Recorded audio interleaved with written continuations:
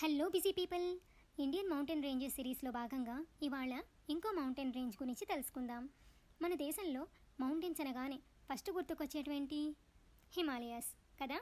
కానీ హిమాలయాస్ కంటే కొన్ని కోట్ల సంవత్సరాల ముందే, అంటే డైనోసార్ల కాలం కంటే ముందే మన దేశంలో అద్భుతమైన పర్వత శ్రేణి ఏర్పడింది. అదే ఆరావళి మౌంటైన్ రేంజ్. తెలుసుకుందామా ఆరావళి మౌంటైన్ రేంజ్ గురించి? ఇది భారత్ పరంపర. ఆరావళి రేంజ్ గుజరాత్ దగ్గర ప్రారంభమై రాజస్థాన్, హర్యానా రాష్ట్రాల గుండా ప్రయాణించి ఢిల్లీ రేంజ్ దగ్గర ముగుస్తాయి. 692 కిలోమీటర్లు విస్తరించి ఉన్న ఈ రేంజ్ 80% రాజస్థాన్లోనే ఉంటుంది. ఈ మౌంటైన్ రేంజ్లో ఎత్తైన శిఖరం, అలానే రాజస్థాన్లో ప్రసిద్ధ హిల్ స్టేషన్ అయిన గురుశిఖర్, ఇది మౌంట్ అబూ దగ్గర ఉంటుంది. ఈ మౌంటైన్ రేంజ్లోనే లూని, సబర్మతి, బనాస్ వంటి నదులు కూడా పుట్టి ప్రవహిస్తున్నాయి. ఆరావళి రేంజెస్ థార్ డెసర్ట్లోని ఇసుక, వేడిగాలులు ఈస్ట్ సైడ్ అంటే ఢిల్లీ, ఉత్తరప్రదేశ్ వైపు రాకుండా ఒక పెద్ద షీల్డ్ లాగా నిలుస్తున్నాయి. ఒకవేళ ఇవి లేకుంటే ఇండియాలో సగభాగం ఎప్పుడో ఎడారిలా మారిపోయేది.